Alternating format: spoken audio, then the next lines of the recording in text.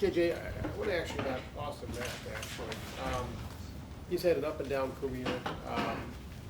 He wants to have a big senior year. What have you seen from him this year? And also, just can you just talk about what he has done off the field with Raz and some of that stuff? Austin, he got more of a sense of urgency this year because, like this is last year, his last chance, I see he's been working hard every day, even in practices, not taking plays off. And off the field, he just involved with the community a lot, started the Raz thing. So, I feel like he's a well-known person around campus. Second, front row right, Austin. KJ, has anything that Justin Fields has done through these first 2 weeks surprised you guys?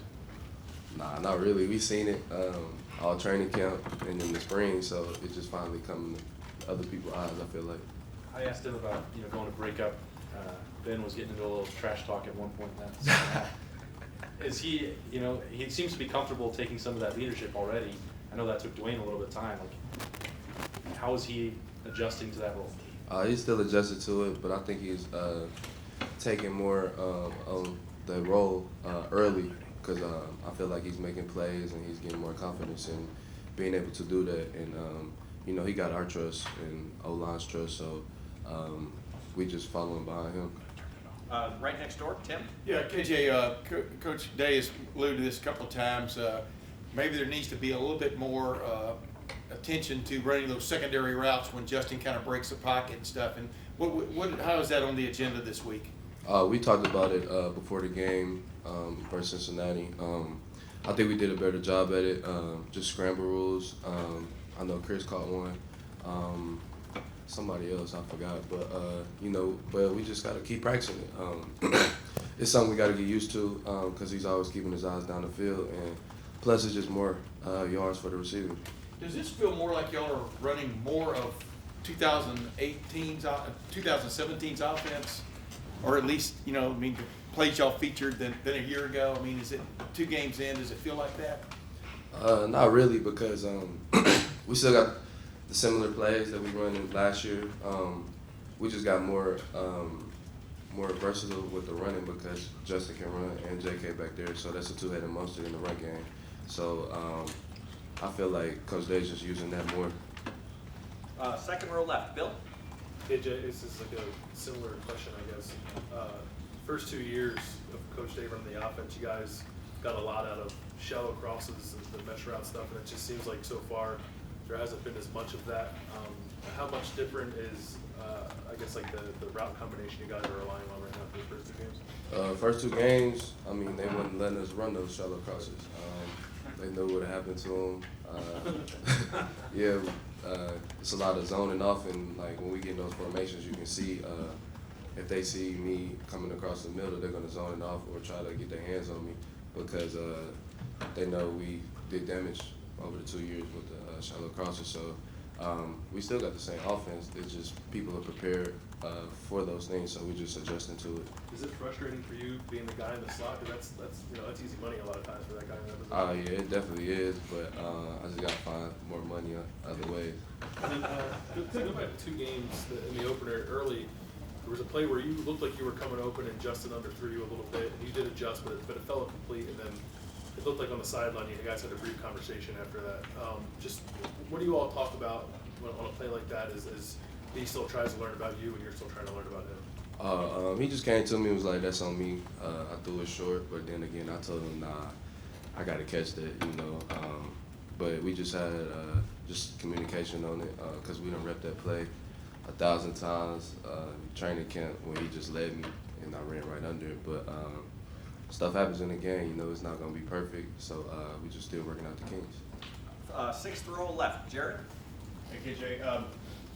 The incident in the game Saturday with McDonald from Cincinnati, who we came to learn had a seizure. A lot of people have noted in reviewing that play, your actions on that play, what you did and did not do.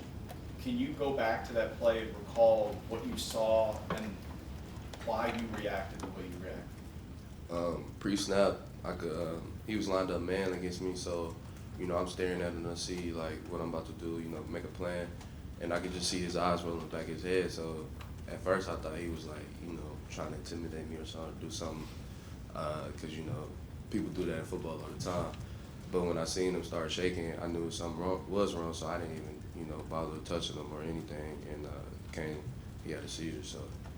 So you obviously run up toward him, but you see immediately there's a problem, and you very clearly don't make contact with him. How did you then, proceeded downfield? Did you try to get somebody's attention, or what did you do then? Nah, like, I just kept going with the play, but at the same time, I was a little shook because I seen him having a seizure. I know what a seizure looks like. So I just knew after the play immediately somebody needed to come to him. I was trying to get somebody's attention, but they got to him. Front row left, Nathan? So you say I know what a seizure looks like. Is that something you've experienced somewhere else in your life? Yeah, my grandma used to have seizures, so I knew exactly what it was. Changing topics, what you saw from Garrett Wilson on the way he went up and made that play in the end zone for that touchdown catch, and just, I guess, what you've seen from him progressing this early in his career. Being in week 2, I seen him playing faster, week 1, and in training camp he still was thinking a lot, which is common for a freshman.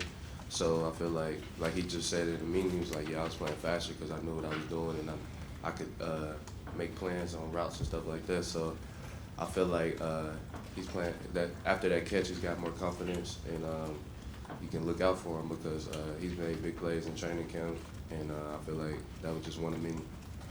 And final questions for KJ, third row right, Rob? KJ, you've been in this situation before the last 2 years. You guys are playing really well, then boom, Iowa, boom, Purdue happens. You've got Indiana coming up. What did you learn from those games going forward? Things didn't go right in both of those games.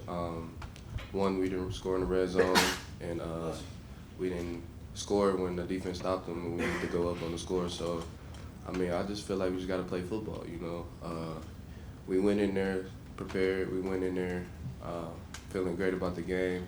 Stuff just didn't work out. So, we just take it one game at a time, study the opponent, and go out there and perform and execute. Did you guys lose focus on the plan to win, or whatever that's called, or is it unexplainable? It's really unexplainable because we prepare the same each week. I feel like it's just more on the execution side of it. We got to execute our plays, and if we don't, of course, you're going to end up with a L. Great. KJ, thank you.